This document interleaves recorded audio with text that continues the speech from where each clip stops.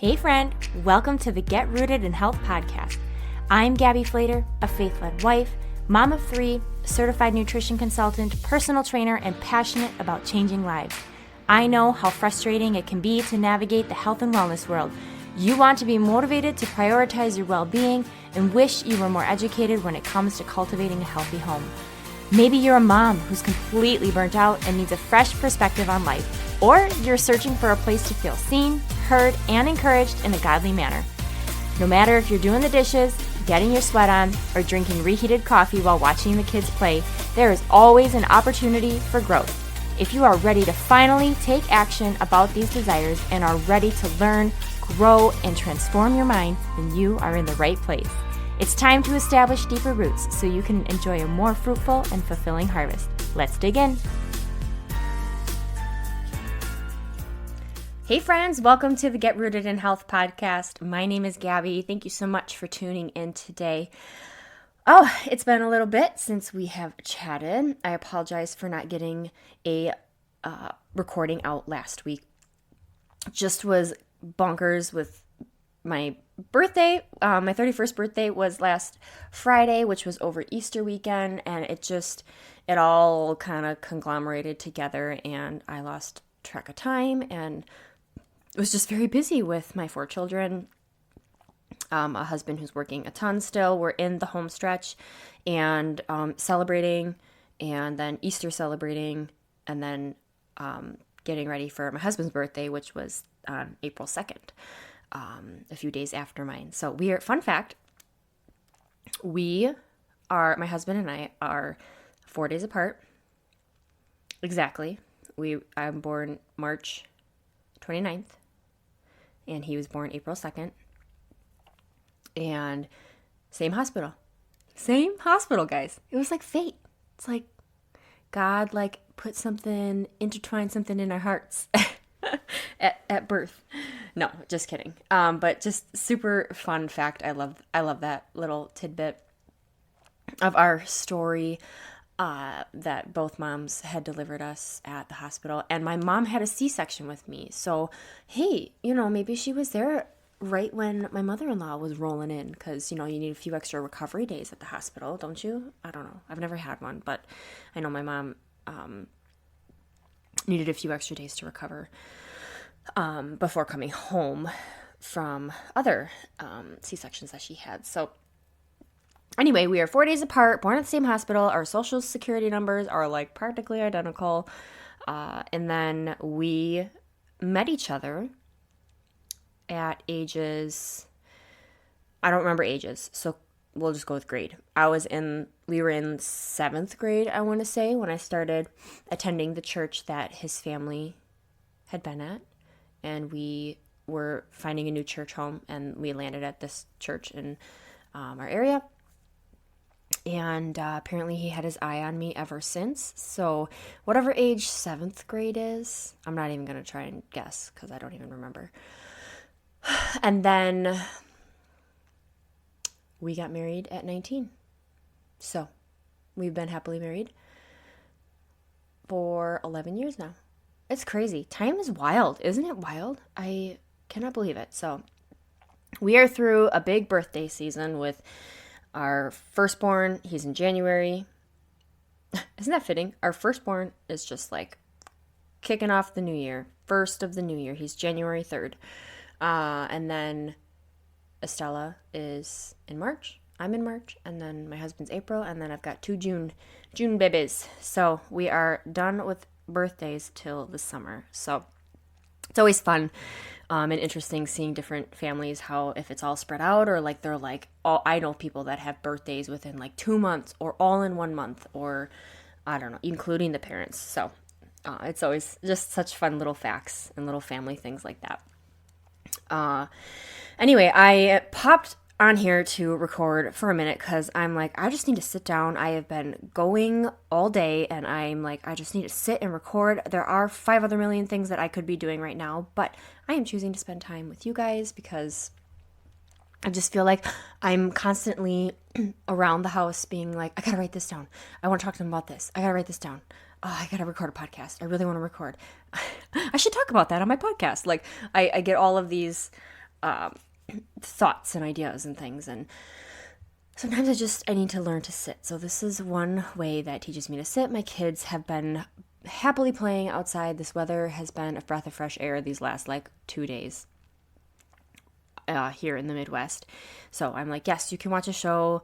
I need a break. I need to sit down. You guys can do that. The baby's sleeping and the husband's still working for a little bit before our evening plans. So I feel like my day, I did a really long run. I did a 14-mile long run this morning. And then I rallied my 4 kids out the door for soccer for my boys. That started today. And I just feel like I have to nourish my body. I have to eat. And so I don't feel that I've actually eaten. I had a good bowl of, it's not oatmeal, it's einkorn oatmeal or porridge, if you want to call it. I make a really yummy einkorn. I use the wheat berries, the einkorn berries. If you want to learn more about einkorn, I have a podcast on it. And I make oatmeal out of that. And so I made sure to have that with a scoop of protein powder in it. Tastes like cocoa wheats. So good. And I needed to make sure I had that before I left because I needed the carbs and I needed the protein after that run. And then it was like a few pretzels here and some pieces of turkey later on here and there. And then I had, a beef or a turkey stick from Paleo Valley, one of our favorite places to order from, which I still need to get a discount code for you all. But Paleo Valley beef sticks, turkey sticks are where it's at. I also am now just sipping on their new launched mushroom blend coffee. I love the benefits of mushrooms. Taking a sip right now of my medium roast. They test for pesticides. They test for mold. It is sourced. What is it? What does it say? Small farm sourced or whatever. Small batch made. I don't like super dark roast, so this light to medium, I think that's what it said, is perfect, and the benefits of it all. And then I just mowed down on a protein bar while getting set up here. So I'm like, I feel like I'm just like inhaling random food all day, and because I'm just trying to keep up with, all the other things in my home currently today. Apparently, I feel like every area of my home needs to be clean. So anyway, sipping this coffee, ready to chat with you guys. I have been busy. I feel that I don't get these nudges unless it's really like God putting them on my heart. I don't know if you ever have felt that, but areas of my home that I feel need attention because I know that we are officially into this home buying process. We have pulled the trigger. We have 9 more days of tax season left. Yay, yay, yay. Nobody's counting except me. And maybe one other person I know that listens to this podcast. She knows who she is. No, but really, whoever knows what that's like. Yeah. So we knew we couldn't start that process till after tax season. And we had a phone call with the person that's going to help us with our home buying and selling. We had a phone call with the bank lender that she recommended. We basically have been pre-approved for a glorious amount that we were hoping that would work out in our favor, and looks like it will be. And it's just insane what we bought this house for and what it's worth, and then what we are up against out in the housing world. We've never bought a home, or had never had to sell a home. We went from a duplex that we rented from my husband's grandparents to our first home 8 years ago. So it's very bittersweet, and I have just been feeling led more and more to, I am literally chucking. I'm like, why do we still have this? What is this? This toy serves no function. My kid, we have 4 kids now. Where did we get all of this junk? And I'm mumbling under my breath, throwing this away. Why do we have this? This is going to Goodwill. I'm going to try and sell this. Why do we have this? My kids are so messy. But no, it's so beautiful just to see how well loved this home is. My colored on, splattered on, booger filled walls. Yeah. So while I'm ready for the fresh adventure and the new space, I am going to miss a lot of this. So stay tuned for more of the process. But regardless, I've just been felt led and nudged during this tax season time to start tackling a few areas and just staying on top of decluttering, cleaning areas, and yeah, just, I don't know, I guess just preparing. I'm sad, but I'm excited. It's just such a really bittersweet thing. We love our neighbors. We love all the people around us. As I was running through my neighborhood this morning, I was like, I'm like, don't start crying, Gabby. You can't do this for every little thing. I feel like I'm getting so sappy. Like, I remember getting lost in this neighborhood the first year or two. Like, it was confusing to me. And I could run this neighborhood with my eyes closed. I know exactly the mile distances to the 10th of miles. I've run it, I've walked it, I have overcome the hills, I've pushed double strollers while pregnant up the hills. Like, it's not a flat neighborhood, mind you, at all.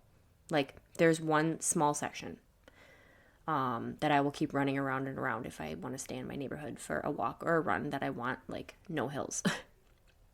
Maybe 2 sections. But even then, it's still slight inclines. So I just feel like I was reminiscing and being like, I am going to miss this. And how am I going to figure out how to run in a new place? Like, that's where my mind went. I'm like, Gabby, you're so silly.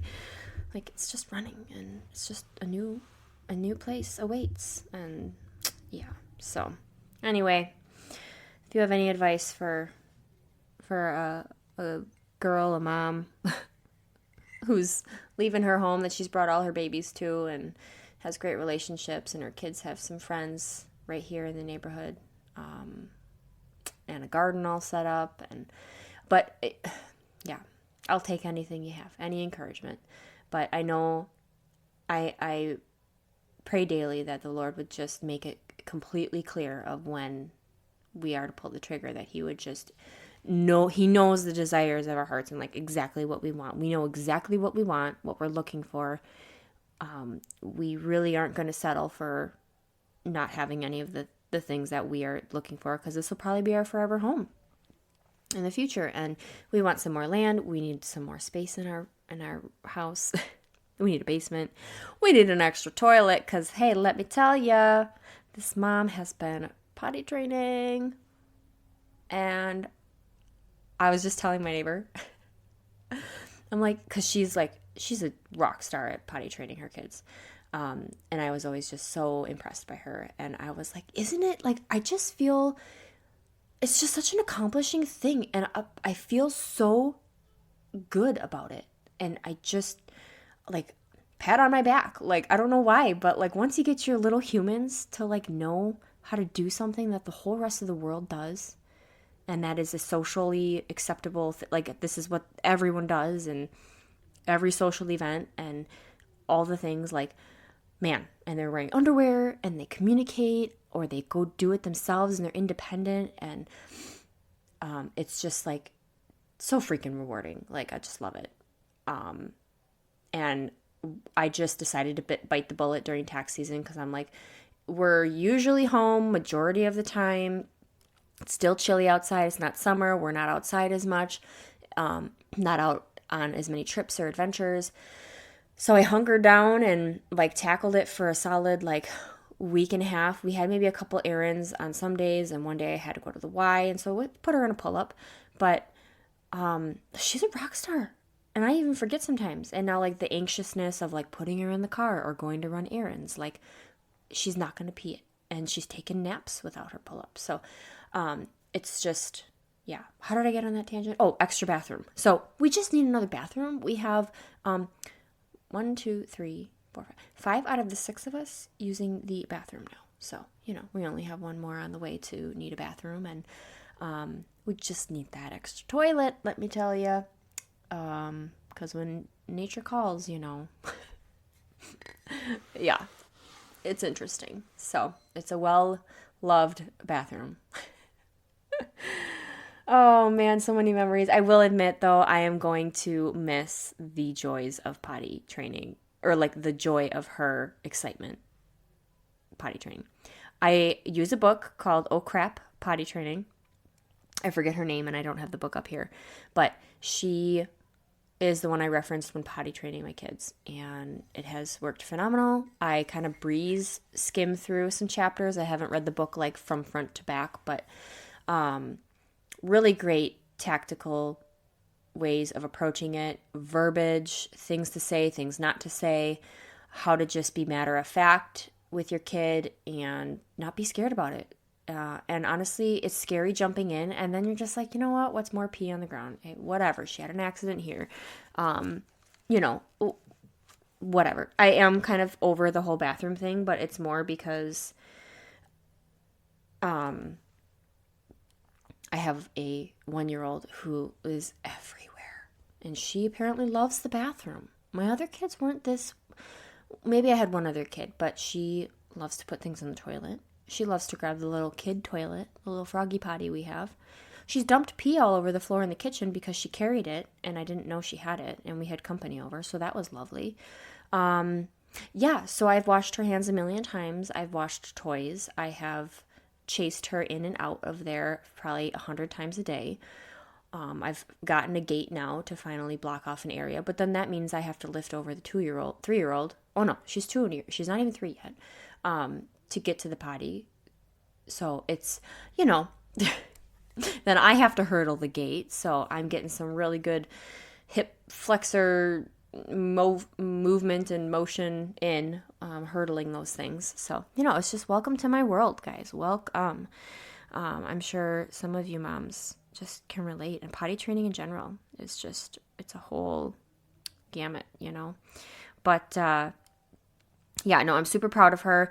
They say between the ages, what was it? Like, once you're past 30 months, like, once your kid starts to recognize that they need to go somewhere else to go potty, or they can communicate with you pretty well. Juliet's always been a super amazing communicator, can talk super well, form sentences and thoughts. She's not even 3, mind you. I knew I needed to do it. And when I finally did, I was like, yeah, this just proves she was ready. I just had to be ready to enter into that. And so I just did. And she thinks everything's poop at the moment. She kind of gets what poop is, but poop, you have to ask her, do you have to make a stinky one? Otherwise, I pooped, Mom, and it's just pee. And so, we're talking about pee and poop and listening to your belly and relaxing. And it's okay if your tummy hurts. And oh my gosh. And she, oh, Mom, are you, I'll say, I have to go potty. Let's do it together. And so she'll go and I'll go. And she looks at me. She's like, oh, you doing it, Mom? Like her eyes, her excitement, her joy, like that comes out of my body. Like she is just full on amazed at it all. And super excited and totally rocking it. So sorry for all the potty training talk, but hey, if you know you need to do it, do it. Just nip it in the butt and go for it because it's worth it. It seems like it's going to be forever, and I promise you, it's such a little blip in time. And before you know, your kid's going to the store to pick out what underpants they want, okay? So, all right. Well, so that's, I guess, life update over here. I wanted to run through, I really liked doing just a quick little topic roulette with you guys of a few things that was on my mind, but wouldn't be like long enough for just like a podcast. So I had a couple things in mind that I wanted to chat with you about. None of them really relate, I guess, maybe one of them, but really relate to each other, just a couple little different topics. So obviously, that I love cooking at home. It's something that I'm very passionate about and think is very important and is a lost thing, I feel like, these days in our fast-paced culture, society, the immediate need for gratification and less patience, and just like always on the go. And so I feel people are not seeing the value. I mean, they know the value, but they're not willing to make the time. So obviously, you've seen that if you follow me online, things that I cook and that I value are nourishing foods, homegrown or just fresh foods, foods with the least amount of ingredients, very minimally processed. We do have those kinds of things every now and again because this is life. But, we rarely eat out. It's not like a big thing in our life. And yeah, I guess it's just learning just basic foods. You don't have to make them fancy either. And you can get creative with different spices and sauces and things like that. But I'm going to link to it. But my specific thing I wanted to share with you was a cookbook that I wanted to talk about real quick. And it is by Jill Winger. I'm going to pull up her page here. And she is the Prairie Homestead. And I'm actually reading one of her books right now too. But her cookbook is the one that I have been using the most. And I really she even has a podcast. But I really, really like her book. I even got it for my sisters for Christmas one year. And there are just the most basic recipes in there that why won't it reload?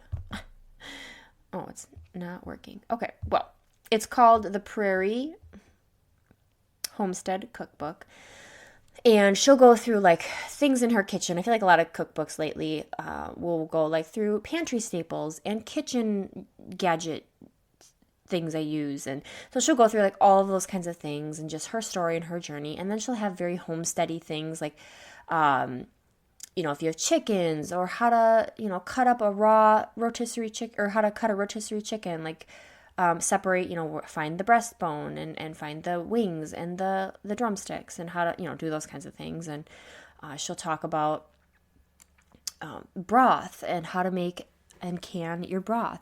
Homemade noodles, really good. We love, okay, I've just made a giant jar of it. Anytime I have pork, and I hands down I make a mean shredded pork, I'll tell you that. And if I use the pork from our pig that my parents raised, it's gone. And we had that at my daughter's first birthday party. And the whole crock pot was completely devoured. I'm talking, it was full to the top. And she has a spice blend in there, and it's not very it's like paprika, salt, garlic powder, and pepper. I want to say that's like it. I'm pretty sure. And I just rub that over the roast and cook it, and it's delicious. Add a little bit of broth in there. Sometimes I don't. I even just add water. Even though her recipe called for like adding some broth, it's gonna make its own broth in there after simmering all day. No, we've made, let's see, her pie crust. What else have we made? Her beef stew is delicious. I mean, there's just so many basic meals in there. Homemade mac and cheese, really yummy, nourishing, just back to the basic foods, but also really good savory dishes. She's got an amazing apple puff pancake. That's delicious. And it uses some eggs, so you get some protein in there. It's so quick and easy. You just cut up some apples and a little bit of flour and some eggs, and it's just like this big puff pancake you cook in a cast iron skillet, and you just drizzle some syrup over it or honey, and voila, it's so good. She'll teach you how to make, I think she teaches you how to make yogurt in there. That's not one thing I've gotten into yet. But just really good farm-ish, like just homemade meals that are just like from foods you either grown or just basic foods. Like they're not complicated recipes with Because I feel like some healthy foods can be fun, but then there's just like all these ingredients where you're like, I don't have all that, or why do I need all of that? I just appreciate her approach to it all, and just that she helps families be able to learn how to grow their own food, not have to rely on the grocery store so much. And her big tagline is like, live the old-fashioned on-purpose lifestyle. So on purpose, live a more old-fashioned lifestyle. So refrigerator pickles was another one she's got in there. So yeah, I mean, I'm hamming it up here. So, and then I'm reading her other book. It's not a cookbook, but she does share a few things in it, like some homestead type recipes or crafts or things. Like there was one thing to make candles. It's called the Old Fashioned on Purpose book. That's something that I have been I'm almost done. I've been slowly reading through it. And it's cultivating a slower, more joyful life. And I'm on the chapter right now that talks about social media and the whole internet world and what it's robbing us of, and how to try and find that better balance with that. And that's kind of something that's been part of my life lately, where I feel like I just have wanted less of it. I've set limits for myself. I've been like, why am I going on my phone? Okay, quick, do this and then get off. Or just print things so that I don't have to open my phone for that recipe again. Like I can just print it off and put it in my cupboard somewhere.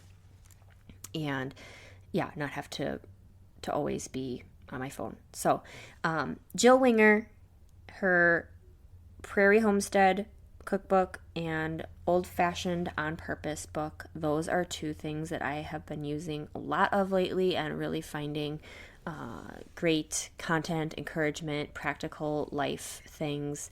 And you don't have to have like a huge farm in order to, like, don't think you need to be like me, we'll just say, like, these are going to help you. These will be tools. These are going to be things that'll probably set you off in a right direction of like just seeing how simple it has to be. You don't have to have acres of land and chickens and a garden, or maybe it'll spur you to start a small garden, but like this isn't designed for someone that just has a garden. Like her story is actually pretty incredible. So I would encourage you just to read it, where she started in life and where she's come.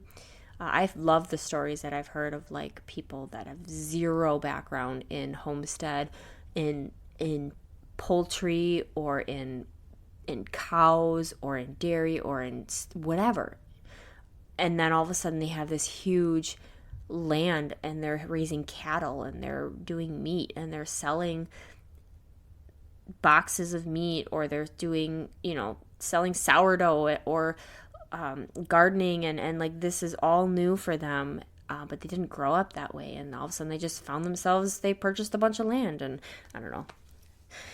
In my own world, that would be so neat. But anyway, off to our next topic. I wanted to share with you guys a little bit about running and the performance that I've noticed in that. I know I have touched on that I have focused more on heart rate training since my fourth born.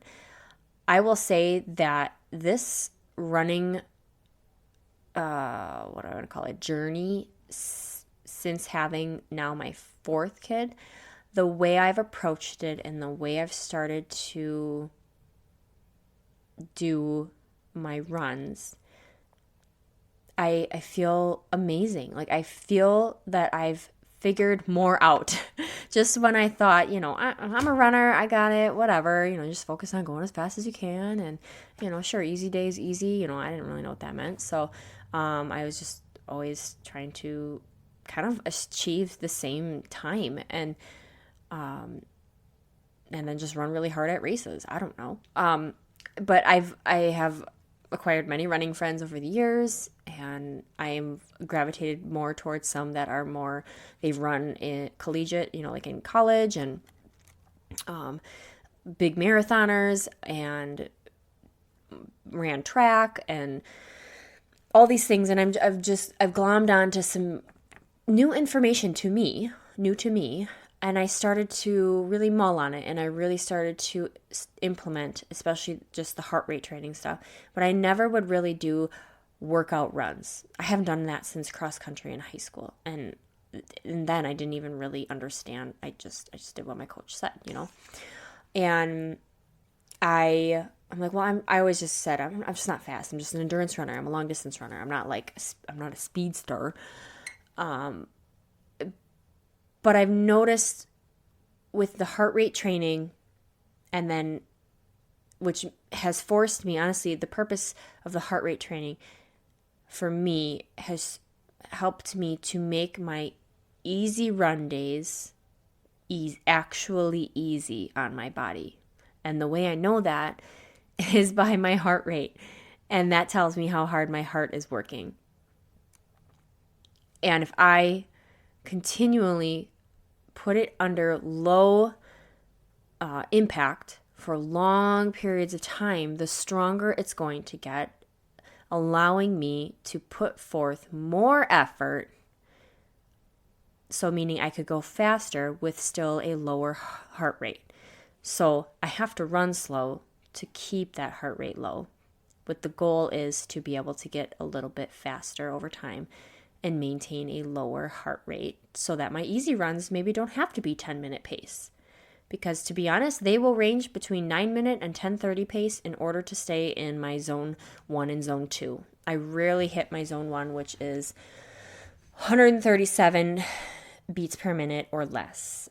And that doesn't always happen.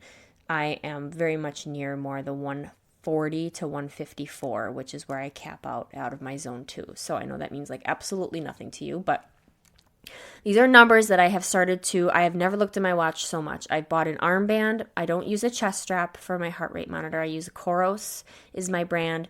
If you have a Garmin watch, you can use a Garmin strap, or you can even use the Coros armband. And it's proven effective. I follow enough fitness professionals, running professionals that wear this. I tested it out myself, compared it against the chest strap. You wear it on your arm, so like it's so much more convenient and less like stuff going on. We already wear sports bras, ladies. We already got stuff up here on the chest. I didn't need more, especially as I was nursing, and I just didn't want to wear the chest strap as much. And I was like, but I want accurate reading because it's not accurate on your wrist with your watch. So the heart rate monitor actually is, so I got that because I was serious about wanting to accomplish this and achieve this. And I will truly just say again that I feel the strongest in this comeback. I feel that I have recovered well postpartum. Obviously, yeah, my body will never ever be the same. And it takes even 2 years for a female's body to heal postpartum. And I believe that. I believe so much of that. But I also don't use it as an excuse to not get out there and do things, or to make myself stronger, or to say I can. Do I still have leaking problems? Yes, absolutely, every now and again. But I don't have them as bad as when I had my first. I have gained knowledge and awareness around it to be able to implement breathing techniques and core activation to be able to strengthen that whole area that has been stretched out and has pushed 4 babies out. So I am just so grateful to be able to be out there doing what I do, because it takes a lot of work and it takes time. It really does. And intentionality and focus. So with the heart rate training, I did not run as many days a week as this. You can ask my husband. I become like a running freak, but like it's truly, I feel that this has been something I've been doing my whole life, but I have started doing more and more of it now because I actually have found more joy and excitement in it, because I found more purpose from it. I found more ways to challenge myself and to get better. I have some goals. I really do. I do have some running goals, and during tax season, I've never run this much, and I've never used my treadmill this much. It's insane. I'm going to have to do a podcast on all the miles. I got to do some math. Let me tell you guys. I'm going to do some math, and I'm going to tell you all the miles I ran on that dang treadmill from January until April 15th. I just got outside for a 14-mile run after I've already logged about 30 miles on the treadmill. I don't think any of them were outside. So that's about where I've been at. I've been logging about 30 to 40 miles a week Some weeks have been longer because I was able to sneak out for a long run with friends on a Sunday when my husband's off work, and I just had the time, or he was fine with me going out or whatever. So maybe I would dip into the high 40s or maybe hit 50. But other than that, my little humans just came in here. Okay.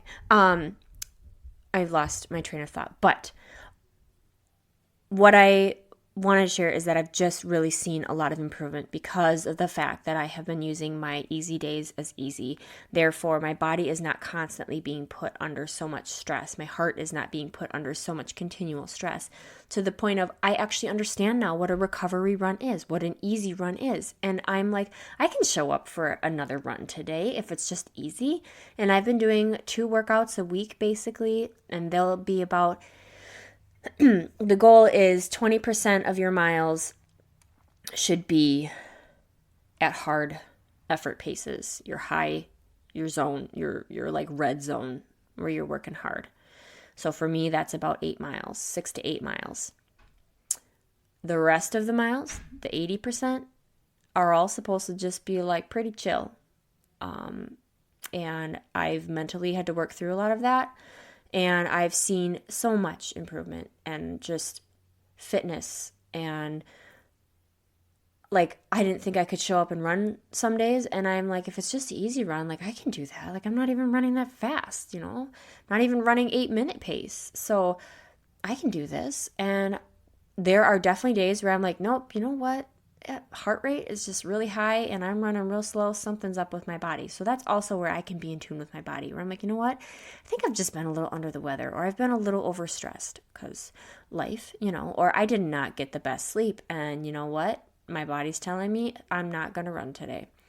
Or I was going to do a workout that day and it's like, nope, you know what? It's just going to be a chill day because my body can't handle any more on it. So if you are looking for more encouragement in your running journey, if you're a runner, paying attention to heart rate is very helpful in order to keep propelling yourself forward. And yeah, so I encourage you, just dive into that and experience more just success in that area and better performance. It's been mind-blowing to see what this is the problem. On my birthday, I did like all the fitness things because I got to share it with all the people that I love. I ran with friends. I was teaching cycle that day.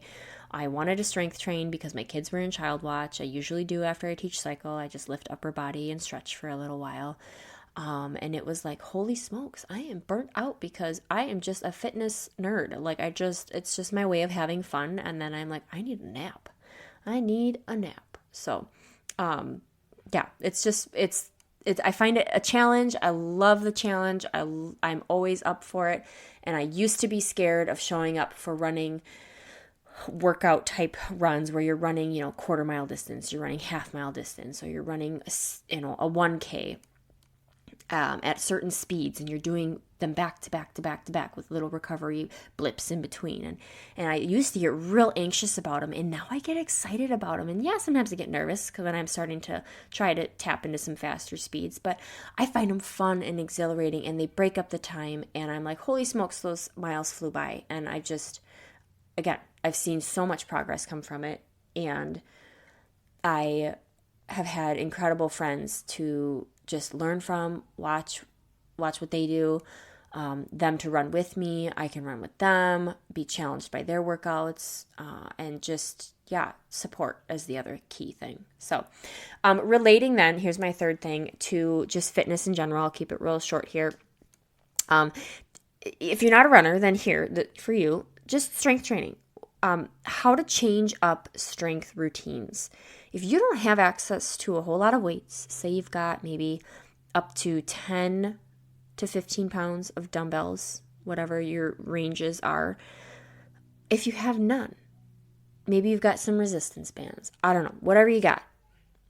There are ways of changing up your routine to allow you to make them feel harder. So ways that you can do that, you can use resistance bands alongside dumbbells. Resistance bands are going to provide immense toning and strength. They're very helpful. You can get little mini bands, and you can get also really long ones, and just go, look it up online or YouTube video, and you'll find tons of exercises that you can do with them. Body weight exercises are phenomenal. You would be surprised at all the things that you can do and all the ways that you can challenge yourself. And then if you just have lighter weights, what you can do is it's all in the way that you move the weights. So, you think, okay, bicep curls, lift them up, bring them back down, lift them up, bring them back down. Typically, they're more on like a 2 count type thing. So up for 2, down for 2. Ways that you can change that and make it harder. Maybe on your next round, your next set, you go up for 1 count, so really quick as you curl up, and you go down for 3 counts on the way down. So you're putting more time under tension. So time under tension is key when you have lighter weights. And I'll tell you, those lighter weights will start feeling quite heavy, okay? So any exercise, you can do it with a squat. You could do it for like a deadlift where you go down into your deadlift for 3 counts, but then you go up for 1. Okay? On that lowering phase is when you're going to slow it down, but then on that eccentric and eccentric, is that the right word? Eccentric is on the way down. But as you're bringing the weight back up, you're coming up with that bicep curl, or you're coming up out of that deadlift, you're shooting up with power, and that brings power to that motion. And then, oh my gosh, we're slowing down, and then we're speeding up, and then we're slowing down. You can also do 1 count for each. You can also just slow it all down. You can also add some pulses. So go down, do a half rep, then come all the way up. So squat, come halfway up, squat back down, come all the way up. So you're adding, same with bicep curls.